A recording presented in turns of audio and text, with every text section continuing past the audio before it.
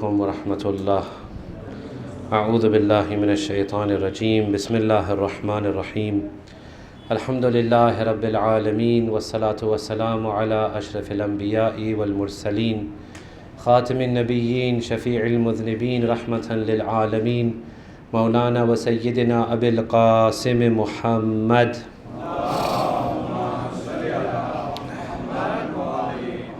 وعلى آله الطيبين الطاهرين لا سيما بقية الله في الأرض أرواحنا له الفداء ولعنة الله على أعدائهم أجمعين من الآن إلى قيام يوم الدين.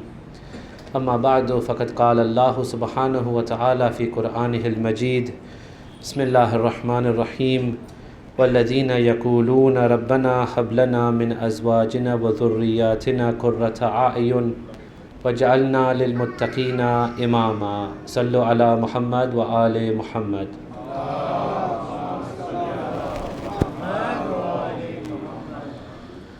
Respected elders, brothers, sisters, tonight's lecture is around nurturing the self and nurturing the family. Nurturing in Islam is a very special term.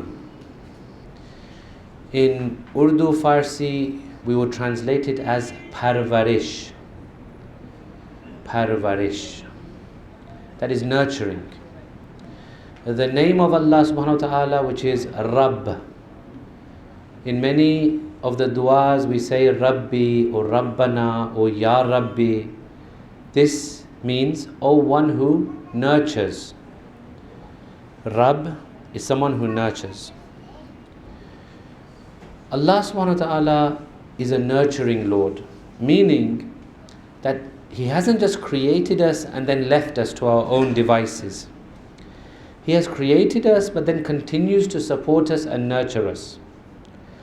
Meaning that even if for a second He would cut His connection with us, we would cease to be. We could not survive. We need Him at every moment, all the time. We need His special attention and kindness upon us. This is His nurturing. So in Islam, there is this concept of nurturing. Hence many of the du'as start with this name of Allah, Rabb. Rabbana atina fid dunya. Rabbana hablana min azwajina. Rabbana afriq alayna sabra, etc., etc., etc. Many of the du'as, they start with this name because this name is very effective in terms of nurturing and making our minds think of a nurturing Lord. Here in tonight's lecture, we want to discuss more about how we can nurture ourselves, train ourselves, look after ourselves properly, and our families. We're going to use the help of this verse of the Holy Quran. Rabbana hablana min azwajina wa dhurriyatina. If you don't know this dua already, please learn it. This is from the Holy Quran. Like many of our duas that we recite in Qunut are from the Holy Quran. This verse says the following. Rabbana, O our Lord, hablana, grant us comfort in our spouses and our children. Qurrata a'yun, the coldness of the eyes. In English it doesn't sound right. But grant us comfort. Qurrata a'yun. Waj'alna lil muttaqina imama. Make us so good that we become role models for even the muttaqeen. So we surpass even the level of taqwa. So what does this verse tell us? It tells us a number of things. Number one, that there is a massive potential within families. Family is where you're born, you grow up, you have your cradle is in the family, in the home. All your early days influences, education, all your influences upon your character happen around in your family, through your parents, maybe through your other siblings. If you live in an extended family, then through your grandparents, through your aunties, uncles, etc. So family has a massive impact upon every single person.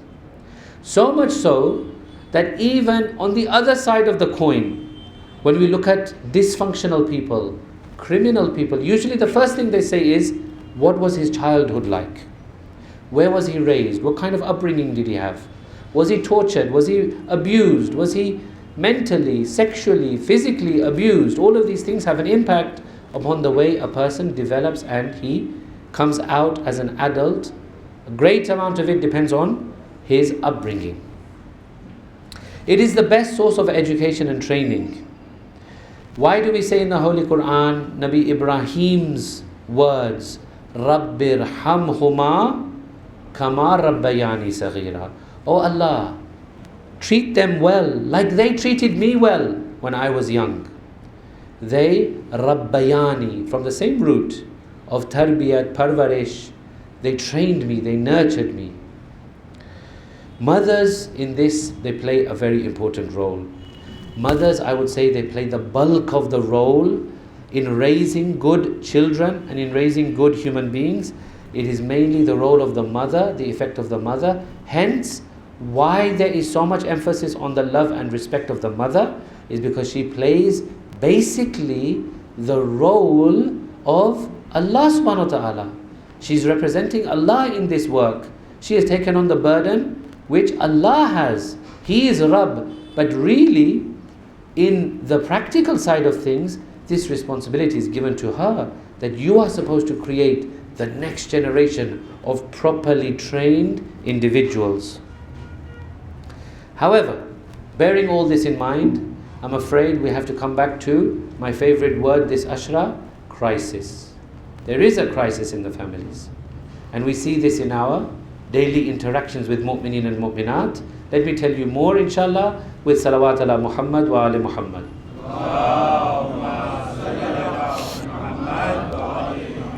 The crisis is that people complain a lot about the family situation. Parents complain that the children don't have respect. Husbands complain that their wives are not respectful. Wives complain that the husbands are not respectful.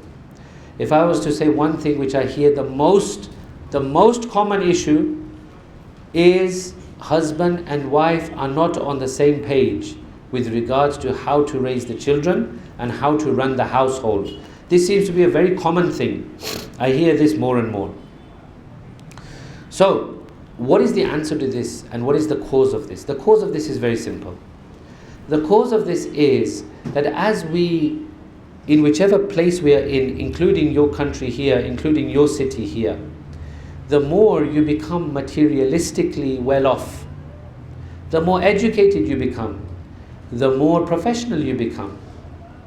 Naturally, you are going to be influenced in different ways. The more closer you'll become to a capitalistic environment, capitalistic society, capitalistic mindset, Western mindset, Western values, Western way of life. So what happens at that juncture is something very interesting happens. Your family, which is all about we, us, the family. Family itself represents a number of people. But that we, W-E, becomes I. Because materialism, wealth and such things, Western values especially, they encourage, unfortunately, a degree of selfishness. Back in the day, we had this seminar back in London, and we asked, so they arranged basically a panel of the older people of the community. And they put these older people of the community on a panel and we could ask them questions. Like we encourage the younger generation, ask questions of the older generation. So the younger ones asked that when you migrated from East Africa to the UK, what was the biggest difference or the biggest impact that you felt? All of them said pretty much the same thing. If I summarize, they said the biggest impact we felt was we became I. We lost that sense of family, unity, togetherness. Became a very selfish way of living, very selfish way of life. This seems to be happening more and more in families. Added to that, the seemingly uncontrollable nature of passions and desires, shahwat and such things. When they are uncontrolled, when you lose control of them, it can lead to a very selfish way of life, because now, to satisfy those desires and passions, you'll do anything. You are encouraged to do anything. It's my way of life. It's my life. Who are you to tell me? But I'm an adult. I can think for myself. I can make my decisions. I don't need you to make my decisions.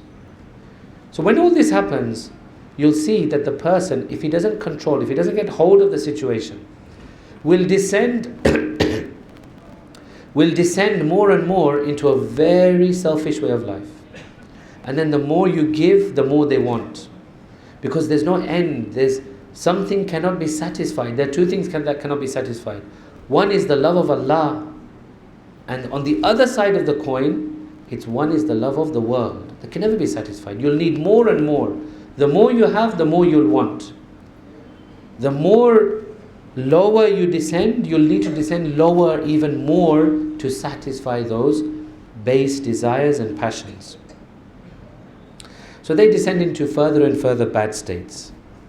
Now, what are the solutions? Inshallah, Islam, alhamdulillah, always presents us with many, many solutions. This is our discussion now, inshallah. Sallu ala Muhammad wa ali Muhammad.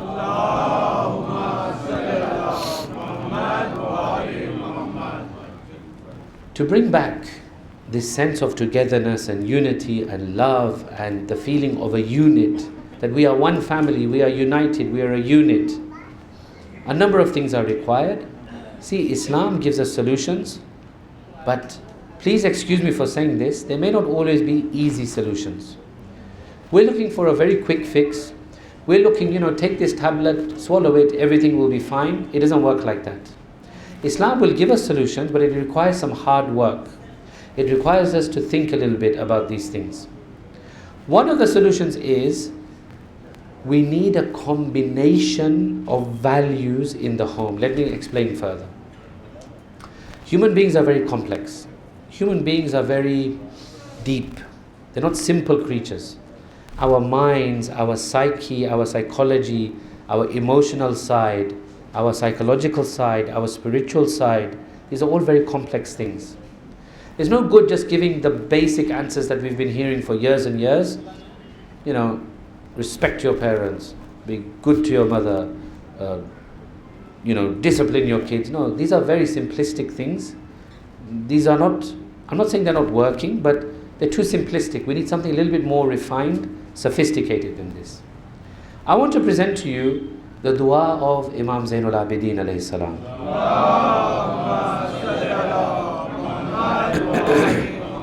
Imam says, Allahumma ij'alni ahabuhuma haybat as-sultan al-asuf. He says, oh Allah, with regard to my parents, make me like a servant in front of them. Make me in front of them like a servant in front of a strict ruler. Now, if the dua finished here, we would be in a little bit of trouble, because at home, we don't want this kind of environment all the time. We want to be able to relax, breathe, enjoy, have fun, chill, take some time out. This is why we go home after a hard day, because we're looking forward to a nice, relaxed atmosphere. On one hand, Imam Sajjad al-Islam is saying, make me like a humble servant in front of a strict ruler. At the same time, وَأَبَرُّهُمَا, give me the ability to be good to them. بِرَّ الْأُمِّ الرَّؤُوفِ, like a kind mother is good to her children. We need a combination of values in the family. On one hand, we need some strictness. We need some authority. If you are a parent right now, you know how it feels when your child treats you as if you're their age. It's very offensive. It doesn't feel good. At the same time, you don't want to be so overpowering and strict and formal with your children that they lose touch with you. So we need a combination of values. At times we need very much strictness, very much formality, very much, like Imam Sajjad alayhi salam says, make me in front of them like as if I'm in front of a strict ruler. And sometimes we need to be very kind and very merciful.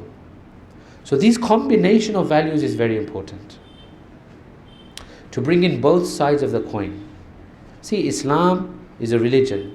Often when I say to people, inshallah your attention is with me, Sallu ala Muhammad wa ali Muhammad.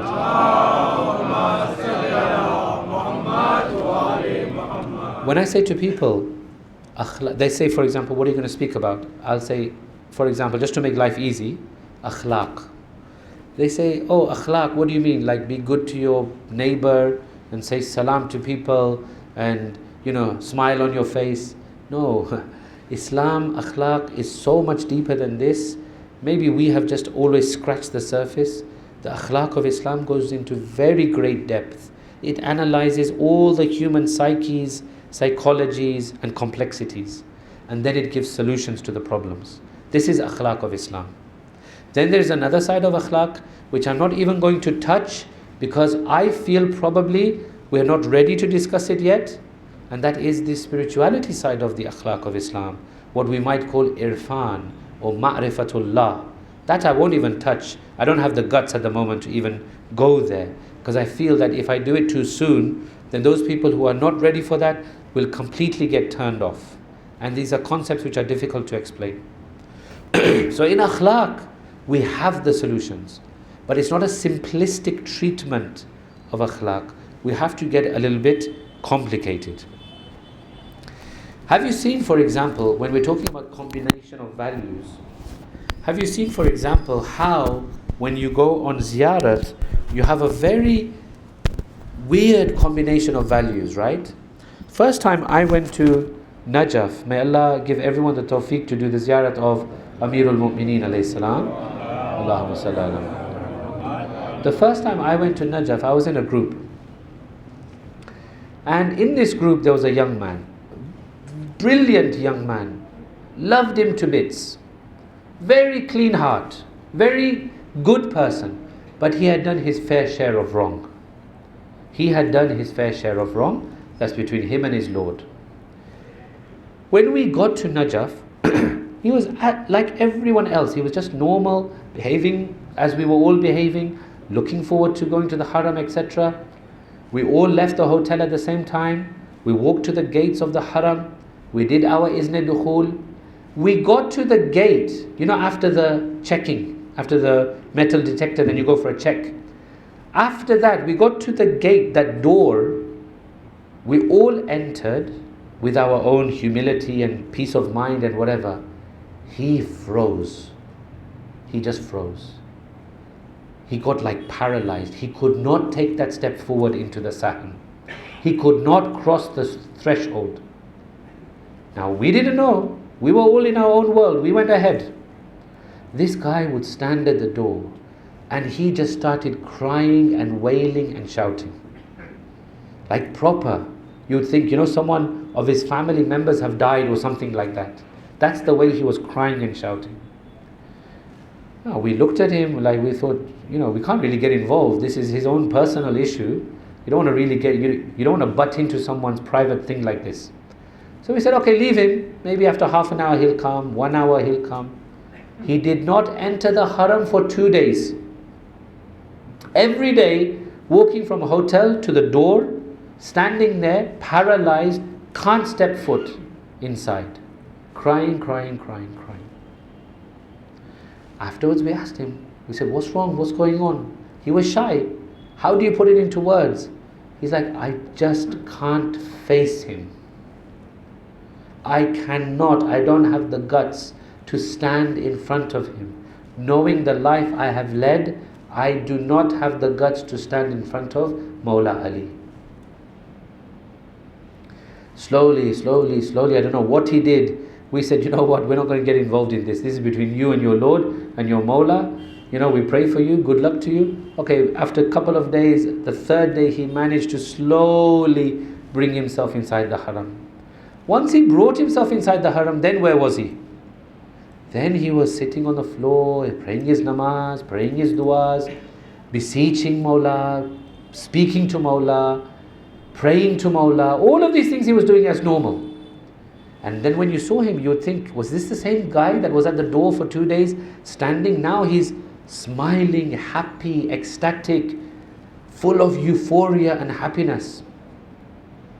Do you see how ziyarat can have these combination of values? On one hand, you feel so much sort of ashamed to be there.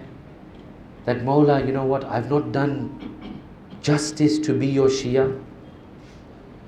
I feel shy to come to you. You have done so much for me. Your family has done so much for me. Ahlul Bayt alayhim salam have done so much for me. But then on the other hand, you become very familiar with them. You speak to them very nicely, lovingly, ecstatically. Do you see the combination of values? This is very special. This is very important. With Allah subhanahu wa ta'ala, with Ahlul Bayt, with parents as well, and to a certain extent with other mu'mineen, we have to have this relationship. On one hand, hurmat. On one hand, respect. On one hand, izzat, honor, dignity. On the other hand, yes, we are there for one another. In families, this has to be there. On one hand, yes, at times formalities. Yes, at times, you're my father, you're my mother. I'm absolutely subservient to you, I'm below you. But you do that enough, and I'm talking to the younger ones now, the kids, the teens. You do that enough, eventually your dad will say to you, son, don't be so formal. Chill out, relax, sit, let's talk.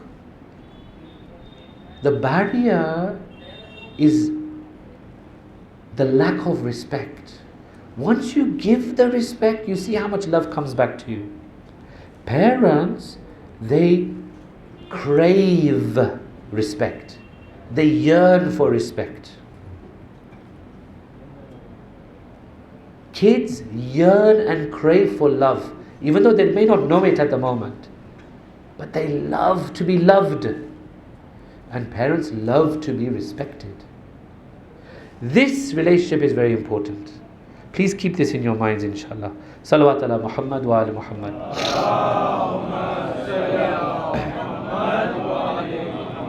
Regarding ziyarat, one of our great ulama, this is going into the 70s, early 70s. So this is before the revolution, the Islamic revolution of Iran. He was making preparations to go for Hajj, the marja of the time. He gets a call from the Shah of Iran. Like I say, it was before revolution. So the Shah of Iran phones him and says, Agha, we hear you're making preparations to go for Hajj. He says, yes, inshallah. He says, don't worry. Our private jet will come and pick you up and take you, and all the honor and the pomp and the glory we will do for you. He says, thank you very much, I'm not interested. Then he gets a call from the Saudi king. Saudi king. Don't think Saudi, what you see today, it was always the same relationship. Once upon a time, they were trying to patch things up. To a certain extent, we understand deep down the munafiqat was always there, we understand. But at least Zahiri, they were trying to patch things up. The Saudi king phones him. Says, Agha, we hear you coming. You're our guest of honor. Allow us to send our private jet. We will pick you up, etc., etc. He's thinking, I've just said no to a Shia king. I'm not going to say yes to a Sunni king. He says, no, thank you very much. My route is different. My route is somewhere else. So they asked him, where is your route? He says, my route goes through Babul Hawa'ij Imam Musa Kazim. That's my route. He goes to Baghdad, he goes to Kazmain, he does the ziyarat of Imam Musa Kazim alayhi salam, and then he proceeds to Hajj. During his Hajj trip, the king, the Saudi king, once again, gets in touch with him. He says, oh, now you have arrived and everything, welcome, blah, blah, blah. We are arranging a meeting of very great ulama, we want you to come. He said, okay, look, if it's ulama, this might be an opportunity to meet other people, to mix with people, to network. Okay, I'll come, inshallah. So he goes there. I'm just trying to illustrate the power of ziyarat, because one of the things I want to emphasize is, you brothers and sisters, when you have the ability, you want to go somewhere with your family. Number one, traveling with family is very good. Helps to relieve a lot of tensions, helps to bond with one another. When you can, go for ziyarat. Especially when your kids are younger, go for ziyarat. You will see the fruits of this later. Anyway, he goes to this gathering. In this gathering, I don't know if you heard the name Bin Baz. You heard the name Bin Baz? Shaykh Bin Baz. Okay, Shaykh Bin Baz was like the legendary Wahhabi scholar. Legendary. Everything you would expect in a Wahhabi, he was it. Stubborn, strict, rude, etc. Yeah, all that, the whole package. He actually was blind. And he was on a wheelchair. When our marja was introduced to him, someone said this is Sayyid from the Shia madhab, this is Bin Baz from the Wahhabi madhab. Bin Baz said to him, La'natullah alayh. Straight away, first thing that comes out of the mouth is that. So the people, they became a bit, tense. They said, oh my God, we want to avoid this kind of situation. They said, Sayyid, come on, let's go, we'll introduce you to other people. So Sayyid goes, no, hang on a second. He just made a really outrageous comment. He just put curses on me. At least I should know why. They said, no, Sayyid, leave him, he's old and he's frail. And he said, no, he's your grand scholar. Let me see what he's saying. So he went to Bin Baz. He said, you just made a comment. Why did you make this comment? He said, oh, you Shias. You changed the meaning of the Quran. You use ta'weel and you use all these different things. Now, in the Wahhabi mazhab, school of thought, they are more into literal interpretations. They have very little room for metaphorical or tafsiri interpretations. In the Shia school of thought, what we say is, where there is a literal meaning, we'll take the literal meaning. But where you can't take the literal meaning, we have to turn to metaphorical, and we always look at tafsir of Ahlul Bayt for everything. So he said, you Shias, you change the Quran. How do we change the Quran? He says, you look for weird meanings and metaphorical meanings. So the Sayyid said, in that case, let me ask you a question. Allah subhanahu wa ta'ala says, Man kana fi hadhihi al-a'ma fahuwa fil akhirati a'ma. Whoever is blind in this world will be blind in the hereafter. You're blind in this world, so you'll be blind in the hereafter. How do you explain this? Bin Baz said, you know what? I'm Hafiz of the Holy Quran. I've read this verse umpteen times, but it's never occurred to me. I don't know how to interpret this. What do you say about it? So he says, you see, this is the beauty. We have someone called Ja'far Sadiq alayhi salatu wassalam.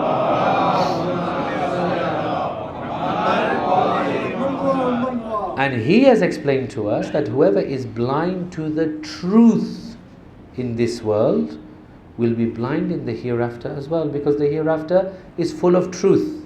So here, if you're shutting your eyes to the truth, there you'll be naturally shutting your eyes to the truth.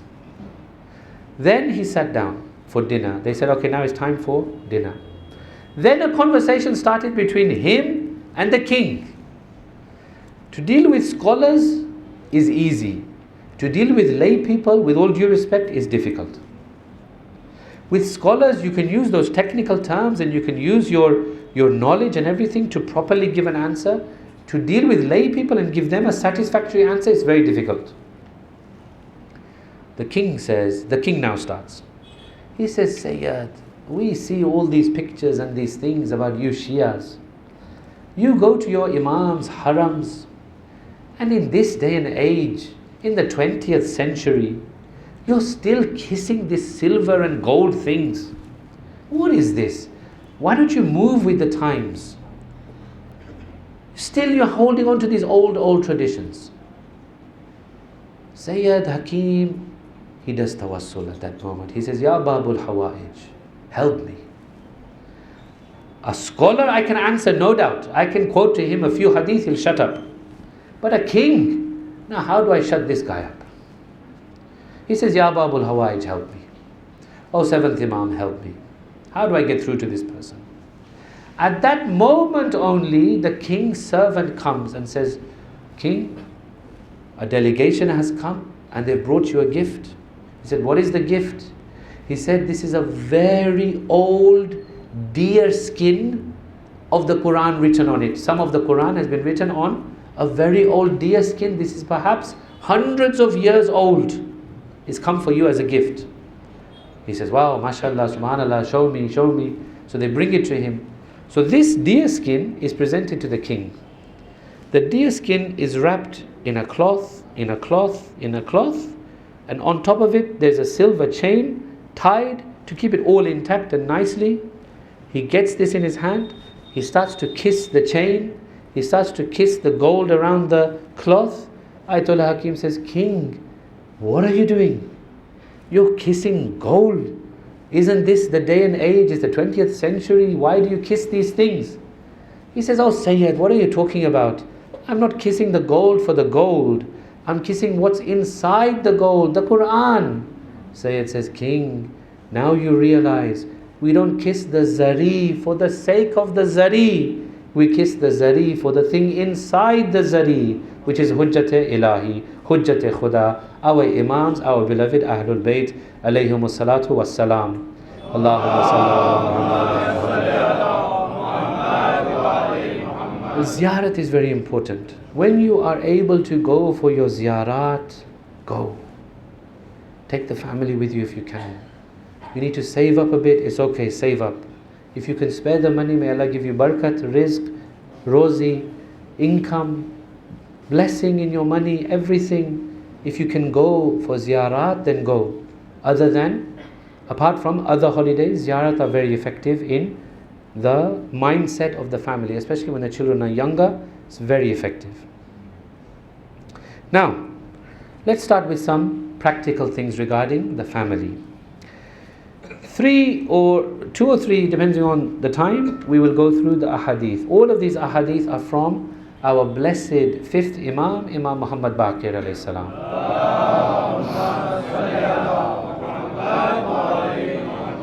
The first practical point is Fridays. Fridays. Is it a working day here? It is. You follow the Western system, right? Even in many Arab countries, they're moving towards this now, that the Friday is a working day. Iran still has Friday as a holiday. Fridays, try to make them special in your home. Even if you are working, even if the kids are going to school. But whatever is left of that Friday, maybe the early morning part or maybe the late evening part, try and make it special. 5th Imam says that on the day of Friday, al-a'malu tuda'af. Your deeds are doubled on the day of Jummah. Good and bad, by the way. Good deeds doubled, multiplied, not doubled, multiplied. Bad deeds also multiplied. So make your Friday special at home. Friday, of course, is a very special day for us.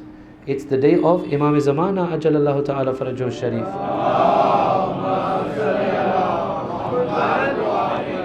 So do something as a family for Imam. Remember him in a special way. Dua Nudba is good. Other supplications are good. Or if your heart is not agreeing to supplication, for example, young kids, to sit them down and make them recite Dua Nudba without any understanding is difficult. It's not going to be easy. So maybe do something else that fits your family. Some kind of activity. Something for the Imam. Remember him. Think about him, do something for him, but use it as a family project. Could be half an hour, 20 minutes, 1 hour, whatever. But make your Fridays very special in the name of our beloved 12th Imam. Now, number 2. Imam says that for a successful household, 3 things must be present for every successful household. Al-Kamal Kull al-Kamal.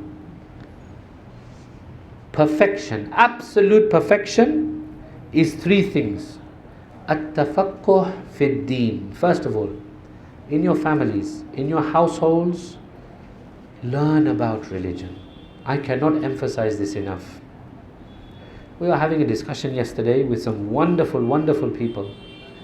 And again, I have to say, the Maulanas, they're the first on the list to blame for everything. why don't the Maulana say this? Why don't the Maulana say that? Why don't we hear this from the Mimbar? So my point again and again is this. Who said your Islamic education is limited to the Mimbar? Whoever said this? Whoever claimed this? This has to be something, take it out of your mind. This institution is very important. It's a top-up. It's a bonus. It's a repetition. Look how many of you are there in this hall right now. What I'm saying right now, some of you have heard it before. Some of you have forgotten it. Some of you have never heard it. How do I know? So it's a general level of address to everybody. But individually become experts in religion as much as you can.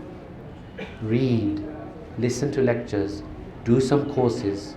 There are some amazing courses out there. The World Federation, for example, has a very good, attractive online Hausa option. Many people don't know about this, but it's there. From distance learning, here in India, you can learn about whatever you need to learn about. Whoever said that the Mimbar is your only source of information? So number one, at-tafakkur fi-ddin, learning properly, deeply about religion. Number two, as-sabru ala naibah. The second thing that has to be present in every household is to have sabr on calamities, difficulties. Test. What is the meaning of sabr? What is the word for sabr in English? Yeah, everyone always says patience. It's not. Not for, better is forbearance, but it's not forbearance. Perseverance. Perseverance can be patience, but the better word to use is perseverance. Yeah? For example, in the Quran it says, in your battles, have sabr. Now, if you say patience, what will happen? How will you have patience in a battle? You can't stop fighting and say, I'm patient. You'll get killed. So you need to be persevering. Perseverance has a sort of strength behind it. So as-sabr ala na'iba, train your children and yourselves to withstand life's difficulties. We become very quickly panicked and disturbed when things go wrong. Very quickly. We need to have more perseverance. Let me tell you a quick story regarding perseverance. Salawat ala Muhammad wa ali Muhammad.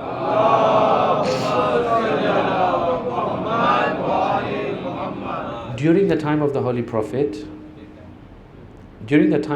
Prophet, there was a lady, her husband, and they had a child. The child was severely ill. Severely ill to the extent that he was basically bedbound. Typically, the husband would go out, the lady would stay home, look after the child, the husband would return, and that was their family life. One day, the husband went out as normal, and the child, in the care of the mother, died while the husband is out of the house. Now, usually what would happen, what you would think in your mind, is that this woman would go crazy. She would start wailing, crying, throwing things, hurting herself, fainting, God knows what. But look at the strength of this woman. She closed the door of the child's room and she made lunch or dinner or whatever it was. And the husband came home. He came home and they said, let's eat. So they sat together to eat. She said to him, you know, our neighbors are very strange. He said, why? What happened with the neighbors? She said, they borrowed a dish from us. And when I went to take it back, they started to shout and scream. He said, that's very strange. It's our dish. We lent it to them. When we want it back, we should get it. Then he said, how is our son? She said, he's in a brilliant place at the moment. He's in the best place that he's ever been. And then he said, can I see him? So she says to him, remember what we said about the neighbors? He said, yeah, I understand. She goes, now let me show you our son. She opens the door. She says, there's our son. Allah lent him to us. Allah has taken back his amanat. We don't need to panic, scream, shout, nothing. Yes, we will miss him, of course. But this is Allah's system. Look at the sabr of this woman. So sabr ala na'iba. I have tried to tell some people in private, if you want to really work on your spiritual side of things, work on what I call your spiritual equilibrium. Nothing should faze you too much. Nothing should make you too much stressed, too much worried, too much anxious, too angry. Of course, unless it's a very worthy cause to be angry for, then of course no problem. But generally speaking, Mu'min doesn't get angry, agitated, anxious, worried, stressed. Everything's okay, everything's in control. Allah is with you. وَالصَّبْرُ عَلَى النَّائِبَةِ. Third thing, وَتَقْدِيرُ الْمَعِيشَةِ. In every household, very important. Proper, good management of the economy of the household. That means not being stingy and overly tight on the family. This is especially for men, because we are generally in charge of the finances, and not being wasteful either. And it's okay for your children to feel the value of money and the value of your resources. Let me tell you again something to illustrate this further. Salawat ala Muhammad wa ali Muhammad.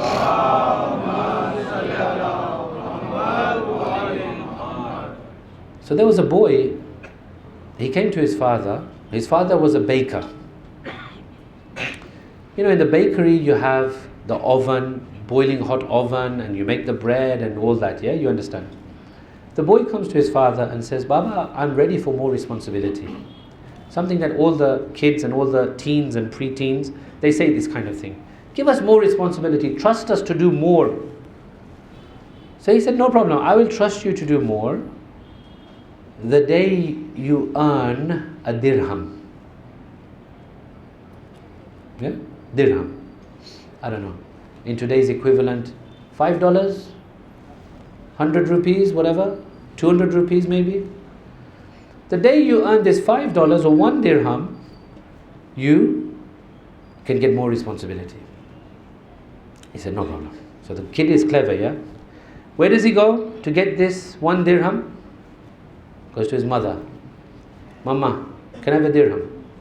There you go, there's a dirham. Goes back to the father and says, Baba, here's a dirham. Father looks at the dirham, puts it in the fire. Says, you didn't earn this one.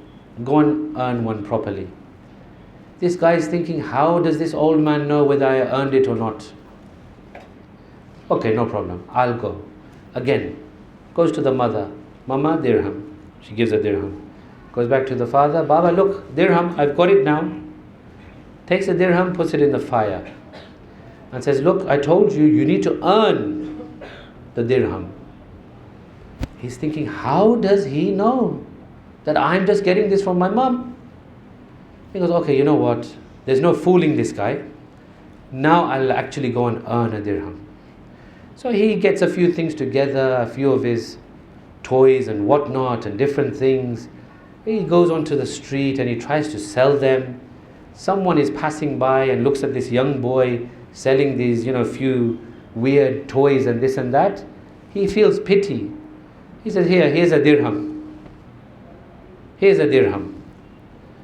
That takes him a few hours, to stand there and to sell to people and to convince people and to show people. So after these few hours, he's earned this dirham. Takes the dirham, comes to his father and says, Baba, dirham. Father looks at the dirham again, puts it in the fire. The boy runs to the fire and takes out the dirham. The father says, this one you earned. This one you earned. Those two you didn't earn.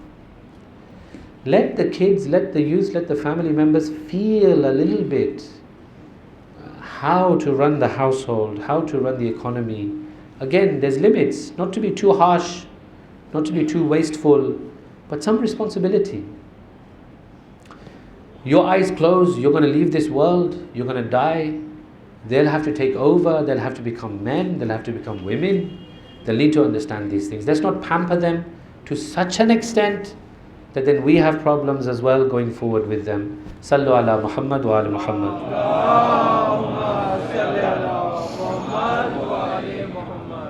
Azadaran of Imam Hussain alayhi salam, tonight we remember probably, I would say, the most unlikely of all of the shuhada is the one we remember tonight.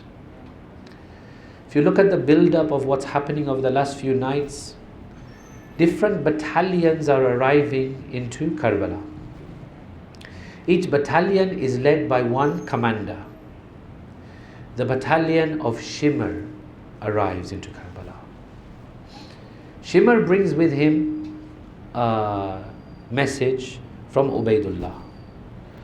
The message is for Umar ibn Sa'd. Ubaidullah says to Umar ibn Sa'd, time's up. How long do you want to wait? We told you there are two avenues you can pursue. Either you extract bay'at from Hussein, or you go to war. What are you waiting for? If you wait much longer, I'll replace you with Shimr. Shimr will take over. Umar Sa'd says, okay, let us go for the final time to Abu Abdullah. And we tell him, it's now or never. Time's up. So they ride to meet Hussein. When they reach the tents of Imam Hussein alayhi salam, they begin to hurl all kinds of insults. They question Imam's nobility. They question Imam's faith. Then they call Hazrat Abbas. Because Shimr and Hazrat Abbas were related through Hazrat Abbas' mother's side. When Hazrat Abbas comes, Shimr says to him, "Oh my relative, look, I have brought a guarantee for your safety. You need to just leave Imam Hussein's group, come over to our side, you'll be safe, all your brothers will also be safe. You're all my relatives, blah blah." Hazrat Abbas got very angry. He said, "How dare you offer me safety, and you think I will leave my Mawla and come over to your side? You think I'm bothered about myself? You think I'm not going to be bothered about my Imam, my master, my Mawla?" Then Hazrat Abbas draws a line in the sand and says, "Enough's enough. You cross this line and there'll be trouble." They said, "Take this message back to your Imam. Tell him that we are saying either bay'at now or war now. Choose." Hazrat Abbas goes back to Abu Abdullah and says, "Mawla, this is what they are saying." Imam Hussein says, "In that case, just tell them one thing. We want one more night.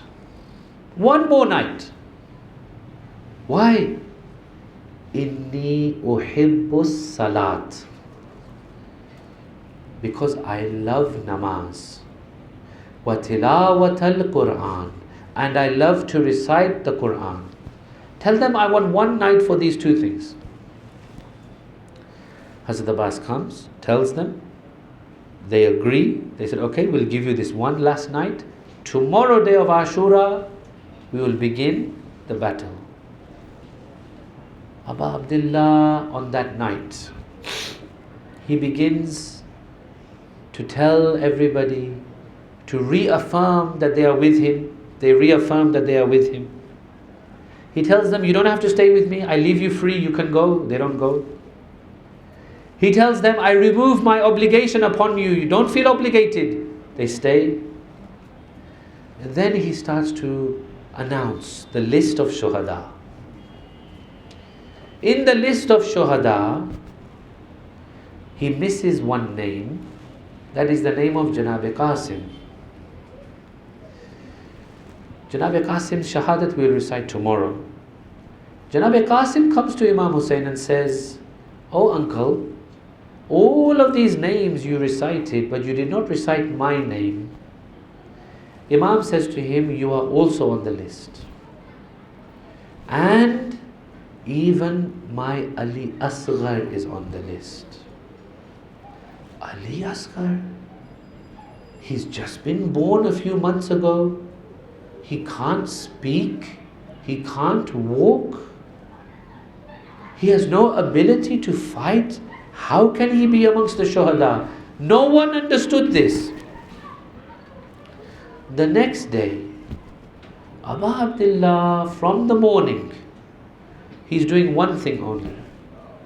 He goes to the battlefield, he picks up the bodies of the shuhada, he brings them back into the tent, he watches the ladies cry and mourn over the shaheeds. Again and again he's bringing back the bodies. Before long all the ashab are killed. Then comes the turn of the Ahlul Bayt. One after the other, Janab Ali Akbar, Janab Qasim, Janab Aun and Muhammad, all of them one by one are killed. Finally, the last one remaining is Abu Abdullah and Hazrat Abbas. When Janab Abbas is killed, then Hussein is seen on the battlefield. They say that when we looked at Hussein after Abbas was killed, we saw a different Hussein. Before Abbas was killed, Hussein looked like a young man, full of energy. But after Abbas was struck down, we saw him like an old man with his back bent. And we heard him say, Al-an inkasarat zahri. Now my back is broken. Hussein ibn Ali, it is now Asr time. He stands alone, Mazloom, Atshan, Gharib Hussein, broken back Hussein, signs of age on his face Hussein, no one with him. He does a last final cry, Hal min nasirin yansuruna. By any chance, is there anyone around who can come to our aid? All of a sudden he hears the screaming and crying of Rabab. He says, Rabab, what is going on? Why do you scream and cry? She says, Abu Abdullah, since you announced Hal min Nasir, this baby of yours, Ali Asghar, he has no peace. He is writhing from side to side. We cannot make him quiet. Abu Abdullah takes him in his arms. He says, Rabab, allow me one last try. Let me take my baby into the plains of Karbala. You never know. There might be some fathers in the army of Yazid. Their hearts will become soft when they see our child. They may give him some water. Abu Abdullah carries the child, goes out into the plains of Karbala, holds the child in a way that the beautiful face of Ali Asghar can now be seen by the forces of Yazid. He says, forces of Yazid, if you have any problem, your problem is with me, not with my child. Give me some water. He has had nothing to eat. He has had nothing to drink. His mother's milk is also not coming. Give me a few drops of water. Here, the forces of Yazid begin themselves to cry. Some of them were actually fathers. They said, how can we do this to a baby? How can we do this to a child? Umar Saad becomes very worried. He says, if I'm not careful, this whole thing will turn against me. He calls Hurmala. He says, Hurmala, Iqta kalam al-Husayn. Stop the speech of Hussein. Hurmala says, how do I do this? He says, you are my most expert archer of the army. Take an arrow and stop the speech of Hussein. Hurmala takes aim. They say that Hurmala took aim not once, not twice, but 3 times. They asked Hurmala, every time, why do you keep dropping the arrow? He says, because in the background there is a lady. Every time I put the arrow up, she falls. She falls to the ground. Then when I let the arrow go, she stands up. Then I put the arrow and she falls to the ground. I think this is the mother of this baby. Umar says, whatever happens, you must now stop the speech of Aba Abdullah. Hurmala draws the arrow. What arrow? What arrow do you use for a young child? He takes the most cruel, the most sharp, the most heavy arrow that you would use on a large animal like a camel. And he aims it towards the arm of Aba Abdullah, which is carrying the head of Aliun al-Asghar. The arrow flies, it pierces the throat of Ali Asghar, and it hits the arm of Aba Abdullah. Mid-speech, in the middle of his sentence. Indeed, the speech of Hussein is cut. But not only the speech of Hussein, the throat of Ali Asghar is cut. Aba Abdullah, he references this in a dream which Janab Sakina sees on Sham-e Ghariba. You know what Aba Abdullah says? He talks to all of us. He talks to each and every one of you. He says, Shi'ati laytakum fi yawmi ashura jami'an tanzuruni. Oh my Shias, I wish you would have been there on the day of Ashura. You would have seen how I was standing with my baby. I pleaded for water, but they did not give me even a drop of water. Ala la'natullahi al-qawmi al-zalimin. سيعلم الذين ظلموا أي منقلب ينقلبون إنا لله وإنا إليه راجعون اللهم عجل لوليك الفرج. Oh Allah, accept our small azadari. Oh Allah, keep us always with Ahlul Bayt. Oh Allah, bless our marhumin, keep our community united, keep our families together, keep our marriages intact. Oh Allah, help us to raise our children in the proper way. ربنا تقبل منا إنك أنت السميع العليم. رحم الله من قرأ الفاتحة.